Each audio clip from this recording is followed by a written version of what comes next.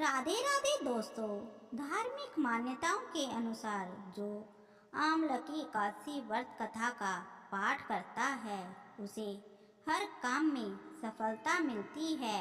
उसके घर में सुख समृद्धि का वास होता है और माँ लक्ष्मी की कृपा से कभी भी धन की कमी नहीं होती है। यह एकादशी फाल्गुन माह के शुक्ल पक्ष में आती है। इस व्रत के करने से समस्त पाप नष्ट हो जाते हैं। इस व्रत का फल 1000 गोदान के फल के बराबर होता है। विदेशी नाम का नगर था जिसमें ब्राह्मण, क्षत्रिय, वैश्य और शूद्र चारों वर्ण आनंद सहित रहते थे। उस नगर में सदैव वेद ध्वनि गूंजा करती थी तथा पापी, दुराचारी तथा नास्तिक उस नगर में कोई नहीं था। उस नगर में चैत्ररथ नाम का एक चंद्रवंशी राजा राज्य करता था। वह अत्यंत विद्वान तथा धर्मी था। उसी नगर में कोई भी व्यक्ति दरिद्र व कंजूस नहीं था। सभी नगरवासी विष्णु भक्त थे और वृद्ध, स्त्री, पुरुष एकादशी का व्रत किया करते थे। एक समय फाल्गुन मास के शुक्ल पक्ष की आमलकी एकादशी आई। उस दिन राजा, प्रजा तथा बाल वृद्ध सबने हर्षपूर्वक व्रत किया। राजा अपनी प्रजा के साथ मंदिर में जाकर धूप, दीप, नैवेद्य, पंचरत्न आदि से धात्री की पूजा करने लगे और इस प्रकार स्तुति करने लगे। हे धात्री, तुम ब्रह्म स्वरूपा हो। तुम ब्रह्मा जी द्वारा उत्पन्न हुए हो और समस्त पापों का नाश करने वाले हो। तुमको नमस्कार है। अब तुम मेरा अर्घ्य स्वीकार करो। तुम श्री रामचंद्र जी द्वारा सम्मानित हो। मैं आपकी प्रार्थना करता हूँ, अतः आप मेरे समस्त पापों का नाश करो। उस मंदिर में सबने रात्रि को जागरण किया। रात के समय ही वहाँ एक भेलिया आया जो अत्यंत पापी और दुराचारी था। वह अपने कुटुंब का पालन जीव हत्या करके किया करता था। भूख और प्यास से अत्यंत व्याकुल वह भेलिया इस जागरण को देखने के लिए मंदिर के एक कोने में बैठ गया और विष्णु भगवान तथा एकादशी की कथा सुनने लगा। इस प्रकार अन्य मनुष्यों की भांति उसने भी सारी रात जागकर बिता दी। प्रातःकाल होते ही सब लोग अपने घर चले गए तो भेलिया भी अपने घर चला गया। घर जाकर उसने भोजन किया। कुछ समय बीतने के पश्चात उस भेलिए की मृत्यु हो गई। मगर उस आमलकी एकादशी के व्रत तथा जागरण से उसने राजा विदुरथ के घर जन्म लिया और उसका नाम वसुरथ रखा गया।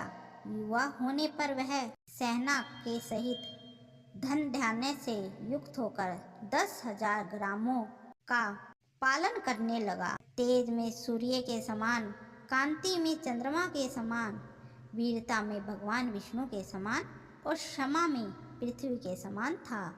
वह अत्यंत धार्मिक, सत्यवादी, कर्मवीर और विष्णु भक्त था। वह प्रजा का सम्मान भाव से पालन करता था। दान देना उसका नित्य कर्तव्य था। एक दिन राजा शिकार खेलने के लिए गया। देव योग से वह मार्ग भूल गया और दिशा ज्ञान न रहने के कारण उसी वन में एक वृक्ष के नीचे सो गया। थोड़ी देर बाद पहाड़ी पर मलेच्छ आ गए और राजा को अकेला देखकर मारो मारो शब्द करते हुए राजा की ओर दौड़े। मलेच्छ कहने लगे कि इसी दुष्ट राजा ने हमारे माता पिता, पुत्र, पौत्र आदि अनेक संबंधियों को मारा है तथा देश से निकाल दिया है, अतः इसको अवश्य मारना चाहिए। ऐसा कहकर वे मलेच्छ उस राजा को मारने दौड़े और अनेक प्रकार के अस्त्र शस्त्र उसकी ओर फेंकने लगे। वे सब अस्त्र शस्त्र राजा के शरीर पर गिरते ही नष्ट हो जाते और उन अस्त्र शस्त्रों का वार पुष्प के समान प्रतीत होता। अब उन म्लेच्छों के अस्त्र शस्त्र उल्टा उन्हीं पर प्रहार करने लगे, जिससे वे मूर्छित होकर गिरने लगे। उसी समय राजा के शरीर से एक दिव्य स्त्री उत्पन्न हुई। वह स्त्री अत्यंत सुंदर होते हुए भी उसकी भ्रुकुटी टेढ़ी थी। उसकी आंखों से लाल लाल अग्नि निकल रही थी, जिससे वह दूसरे काल के समान प्रतीत होती थी। वह स्त्री म्लेच्छों को मारने दौड़ी और थोड़ी ही देर में उसने सब म्लेच्छों को काल के घाट में पहुंचा दिया।